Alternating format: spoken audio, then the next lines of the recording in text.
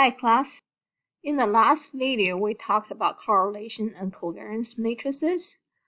Both of them can be generated from the data you collected. Either can be used as the observed matrix in your SEM analysis.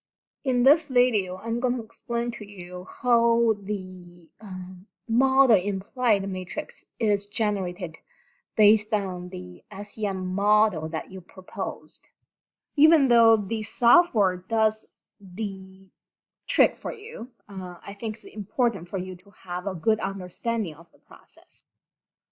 Let's begin with the standardized path model because it's simpler than unstandardized models. Before we look at the example, let's talk about the type of variable association we see in a SEM model. When there is a direct causal relationship from variable A to variable B, we call this direct structural effect. When there is a structural effect from A to B, but the effect's not direct, rather it's going through one or more other variables, it's called indirect effect. When you add up the direct effect and the indirect effect from A to B, you get the total structural effect. In comparison to the structural effect, we see two types of other associations that are categorized as non-structural relationships. When there's no causal relationship between A and B, rather they're associated through a common cause, we call this type of relationship spurious. Also, when there's only a correlation or covariance between A and B, that is called unanalyzed. Here we have a 3-variable path model. So the observed matrix should be just look like this, a 3x3 correlation matrix and a 3x3 covariance matrix. Since it's a standardized path model example, we are going to estimate a correlation matrix based on the proposed model structure. First, let's look at the model implied correlation between variable 1, the rating self-concept, and variable 3, the goal orientation. Is there a direct effect between V1 and V3? Yes. The direct effect is P31. So in the table I prepared here, for the pair of variable V1 and V3, I have P31 for their direct effect. Between the same pair of variables, there is no indirect causal effect, so I leave this blank.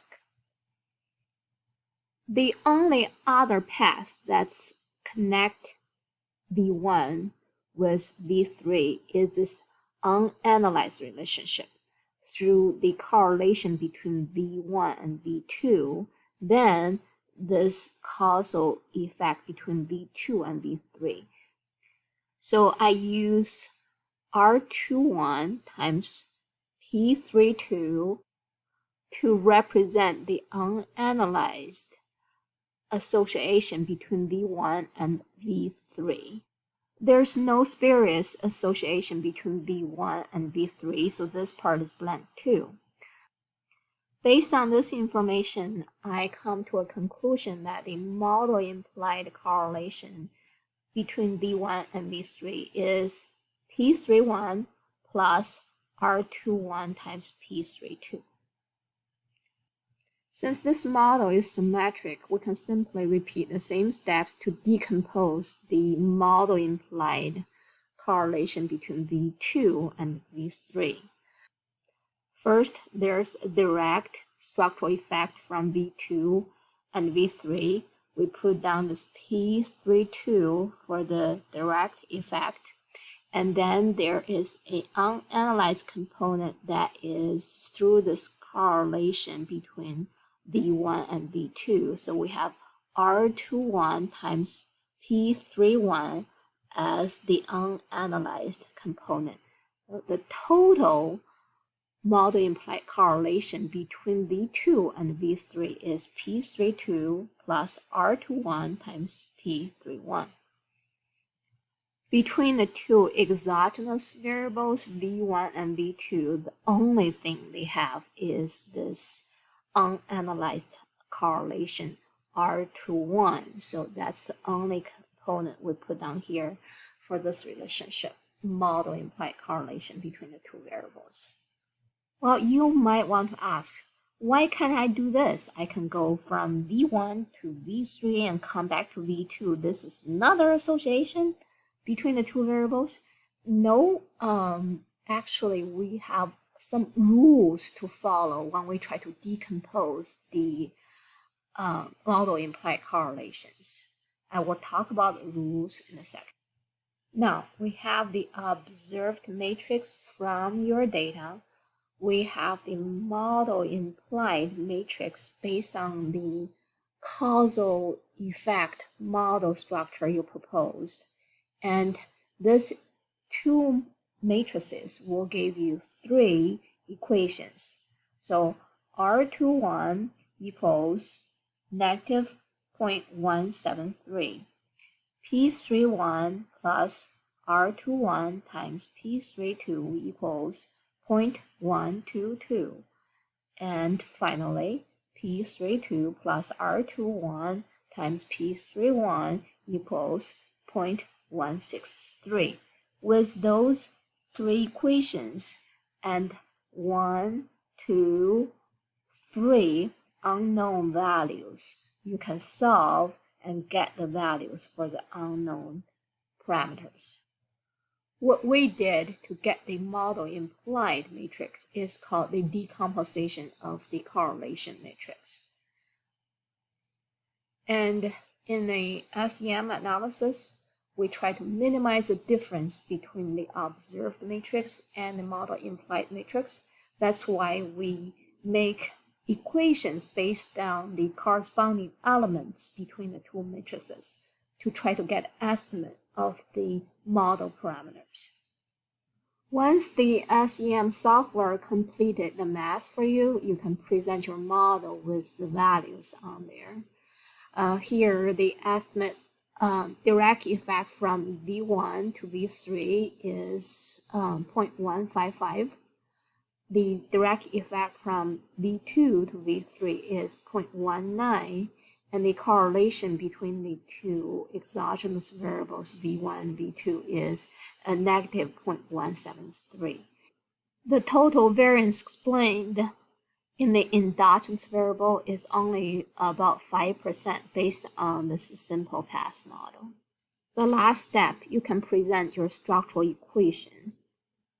Since there's only one endogenous variable, that means we only have one structural equation.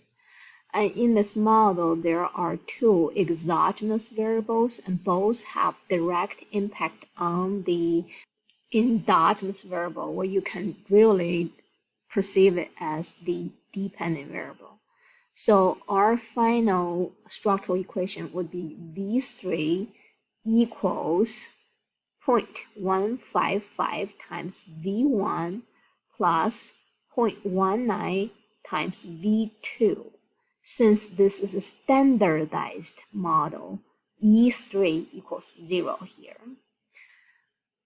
Yes, this is a multiple regression equation, and the interpretation of the path coefficients is exactly the same as how we interpret the standardized regression coefficient in multiple regression. Now it's time to summarize the rules that we need to follow when decompose a correlation matrix. There are 3 of them. First, do not loop through the same variable twice. Second, you can go forward or backward causally, but once you start going forward, you cannot go backward. And last, you can go through only one unanalyzed path in each trace. Okay, this path model is a little more complex. There are 4 measured variables, which means in your observed correlation matrix, you will have a 4x4 dimension. Disregard the ones on the diagonal, you will have 6 pairs of correlations. I listed them right here in this table. To decompose the correlation between V1, the rating self-concept, and SAT mass, V4, the endogenous variable, we first look at, do they have a direct effect? Yes, we have a P41 that is a direct effect from V1 to V4, so we put it down right here. Okay, how about the indirect causal effect? Yes, we have from V1 to V4 a path that goes through V3. So P31 times P43 would be the indirect causal effect between V4 and V1. That's for this little square. Okay. There is no spurious association between V1 and V4. However, for the unanalyzed component, we have R21 times P42, that's one path.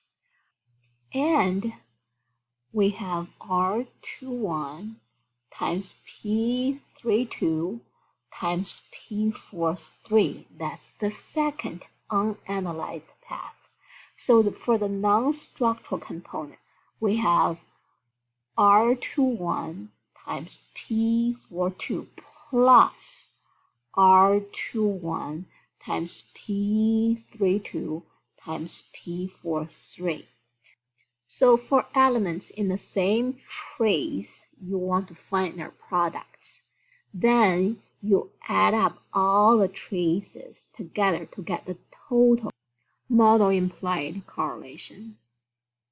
Now, please pause the video right here and try to decompose the correlations for the other 5 pairs before you see the answers I'm going to provide next.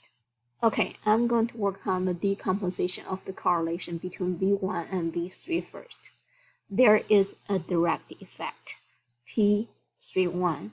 Put the value down here, and there's no indirect causal effect.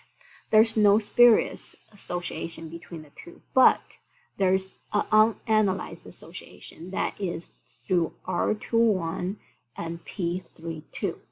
So R21 times P32 goes for the non-structural part. We cannot do this, cannot do R31, P42, and P43 because once you go forward, you cannot go backward. That's one of the rules we have to follow. So the model implied correlation between V1 and V3 is P31 plus R21 times P32. The most challenging task is to decompose the correlation between V3 and V4.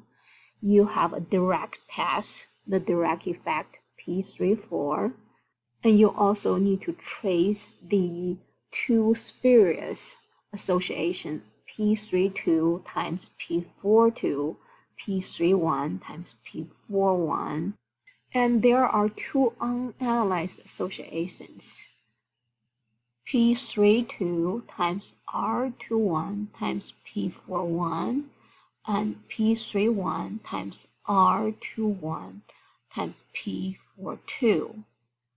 So based on your path tracing and decompositions, you will come up with 6 equations connecting your model implied and observed matrices.